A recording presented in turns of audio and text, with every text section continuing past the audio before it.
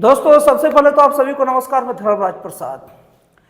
अभी ये जो अमेरिकी राष्ट्रपति डोनाल्ड ट्रंप है ना, उनको घेरने के लिए ना कई देश एक साथ लामबंद हो रहे हैं और कई देशों में ऐसे ऐसे देश है ना जिनका नाम सुनकर कोई भी जो जियो पॉलिटिक्स को जानता है, जो विश्व की राजनीति को जानता है ना, उसको जल्दी यकीन नहीं होगा। और इनमें प्रमुख रूप से भारत भी शामिल है। अब आप लोग सोचेंगे ना कि भारत शामिल है ना, तो अगर मैं आप लोग को नाम बताऊंगा कि पाकिस्तान अब भारत के साथ होगा जोड़ने के लिए, तो आप कहेंगे नहीं नहीं। अगर भारत अमेरिका को लामबंद कर रहा है तो भारत का मित्र देश कौन होना चाहिए? रसिया होना चाहिए, ये सब साथ होना चाहिए। और पाकिस्तान तो भारत का दुश्मन है, अजरबैजान तो भारत का दुश्मन है, ये सब देश नहीं होंगे। लेकिन मैं आप लोग को बता दूं कि विश्व की जो राजनीति है ना, वो थोड़ी टेढ़ी टाइप की चलती है, वो नदी की तरह चलती है। आगे का रास्ता नहीं दिखेगा, जब वहां जाओगे तब पता चलेगा नदी किस ओर मुड़ा है। रोड की तरह सीधे नहीं चलती। और अगर विश्व की राजनीति पर अगर नजर डालोगे ना, तो देखिए जैसे भारत है, भारत का रसिया के साथ बहुत अच्छा बनता है, बहुत अच्छा, और इजराइल के साथ भी अच्छा बनता है। लेकिन इजराइल और रसिया का आपस में नहीं बनता। उसी तरीके से भारत का रसिया के साथ अच्छा बनता है, चीन का रसिया के साथ अच्छा बनता है, लेकिन चीन और रसिया का अच्छा नहीं बनता। और तो और अगर आप देखेंगे ना, तो भारत का अमेरिका के साथ कभी बनता है कभी नहीं बनता है, खटपट चलता है, और ज्यादातर मामले में खटपट ही चलता है। लेकिन अमेरिका और इजराइल का ऐसा बनता है कि इजराइल को कोई भी हथियार या साजो सामान देने के लिए अमेरिका कभी मना नहीं करता। अमेरिका अगर अभी अमेरिकी राष्ट्रपति डोनाल्ड ट्रंप के सत्ता आने के बाद जब दूसरे देशों को विदेशी सहायता रोकी गई, तो उसमें एक कह के रोका गया कि इजराइल को छोड़ के सभी देशों को विदेशी सहायता रोकी जाएगी। तो इतना दोस्ती है इजराइल और अमेरिका में। लेकिन जब भारत और इजराइल की दोस्ती की बात आती है, तो भारत का अमेरिका से तो नहीं बनता, लेकिन इजराइल से पूरा बनता है।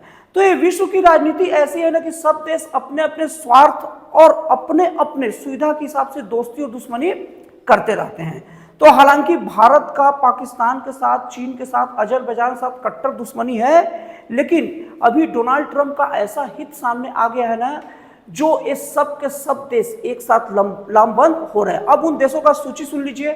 एक तो भारत है, एक चाइना है और एक रसिया है। यहां तक तो आप लोग एकदम से पूरा फ्री फ्लो होंगे कि ये हो सकता है। अब अगला देश पाकिस्तान है, उसके बाद अगला देश अजरबैजान है, अब उसके बाद ईरान है। इस टाइप का देश मिलकर अमेरिकी राष्ट्रपति डोनाल्ड ट्रंप की घेराबंदी करने में लगे हैं। और अमेरिकी राष्ट्रपति डोनाल्ड ट्रंप जो अफगानिस्तान के बगराम एयरपोर्ट, वो इतना इंपॉर्टेंट है कि आपको याद होगा कि 2021 में तालिबानी जो वहां सरकार आने के बाद में अमेरिकी सैनिक जो इतनी बड़ी बड़ी चीज़ों की डिंगे हाँकती है, उनको खदेड़ दिया गया और अपने पूरे हवाई जहाज, एयरपोर्ट वगैरह के अंदर जहाज वगैरह ऐसे छोड़ के भगे। और उसके बाद तालिबानी वहाँ झूला झूल रहे थे। और इसके बाद से बगराम एयरपोर्ट पर पूरी तरीके से तालिबान का अधिकार है। जाहिर सी बात है, पूरा देश पर ही तालिबान का कब्जा हो गया, तो बगराम एयरपोर्ट पर तो उनका अधिकार होगा ही। लेकिन अब अमेरिका को फिर से खुजली मची है। अमेरिका का आदत है, वो दूसरे देशों को या तो उसको कुछ कर्ज देकर, उधारी देकर, या उसको कुछ लालच देकर, या उसके पड़ोसी देश से अगर खुन्नस हो तो उसको उसका हवा देकर, मतलब उसके मतलब आग उन दोनों देशों के बीच में लगाकर, किसी भी तरीके से वो चाहता है ना कि अलग अलग देशों में अपना एयरबेस बनाते रहे और अपना कब्जा साधते रहे।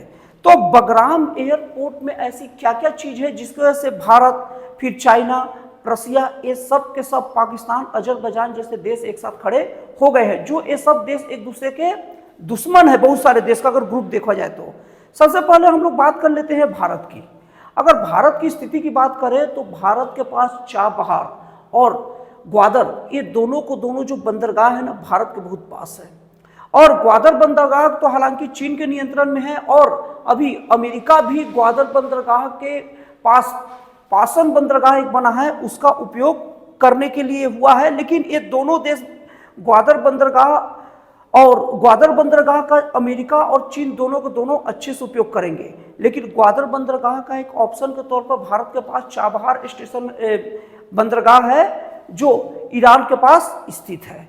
अब यहाँ देखा जाए तो एक इनका जो बगराम एयरपोर्ट है अफगानिस्तान का, अगर वहां अमेरिका अगर अपना कब्जा जमा लेता है तो अमेरिका सीधे ग्वादर बंदरगाह तक अपने साजो सामान भेज सकता है और बगराम एयरपोर्ट से वो भारत के ऊपर भी बहुत सारे मामलों में मनमानी कर सकता है। इसलिए भारत यहां पर पूरी तरीके से विरोध किया। पाकिस्तान अपने रेयर मिनरल्स को बेचकर, मतलब अपने दुर्लभ खनिजों को बेचकर अब अपने देश का गुजारा चलाने के लिए है और अपना पहला खेप अभी अमेरिका को भेज भी चुका है, मतलब अमेरिका के देश में जा चुका है पाकिस्तान के बलूचिस्तान राज्य के जो दुर्लभ खनिज हैं। अब पाकिस्तान को डर ये सता रहा है ना कि अगर अमेरिका बरगाम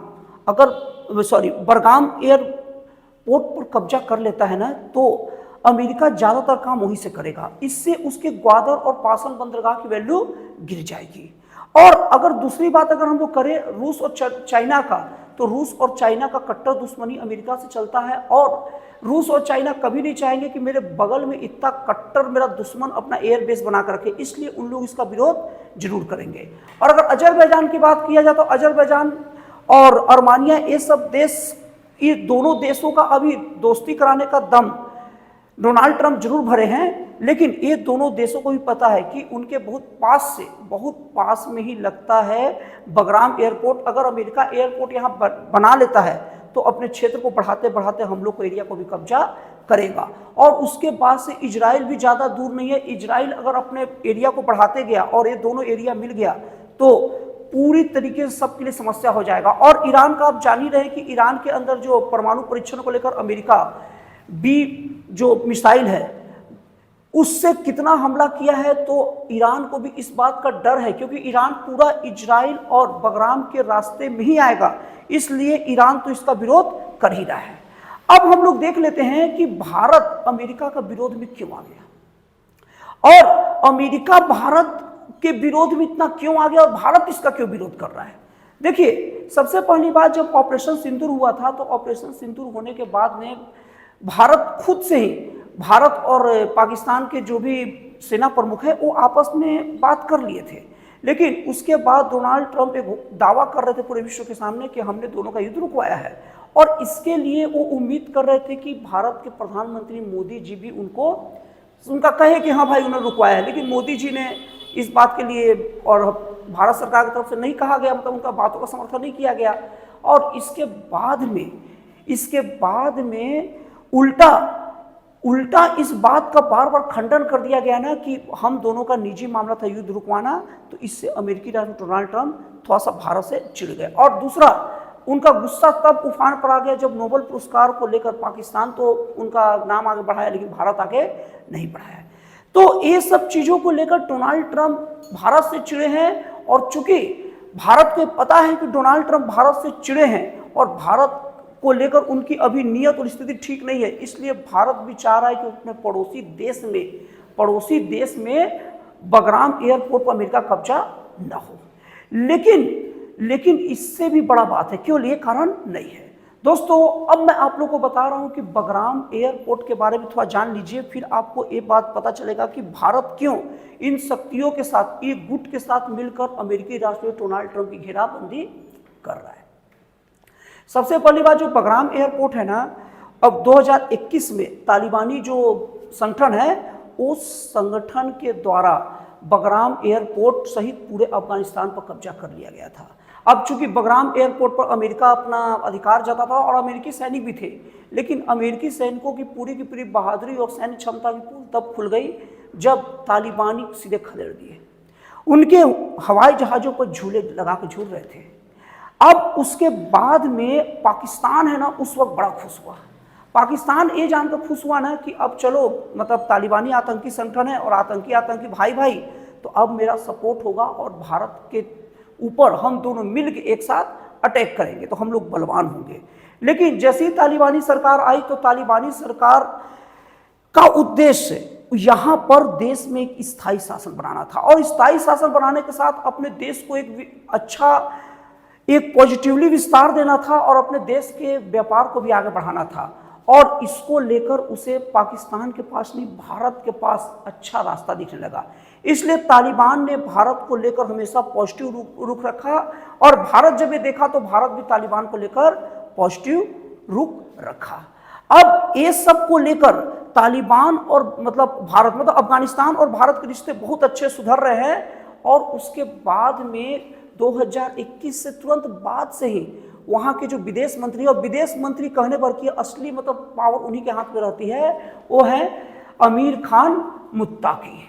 अमीर खान मुत्ताकी उसी समय से भारत आना चाह रहे थे, लेकिन आपको बता दूं कि अमीर खान मुत्ताकी एक तालिबानी नेता है और तालिबानी को अमेरिका आतंकी संगठन मानता है, और आतंकी संगठन मानने के कारण उन्हें दूसरे देश में आने जाने प्रतिबंध लगा दिया गया है।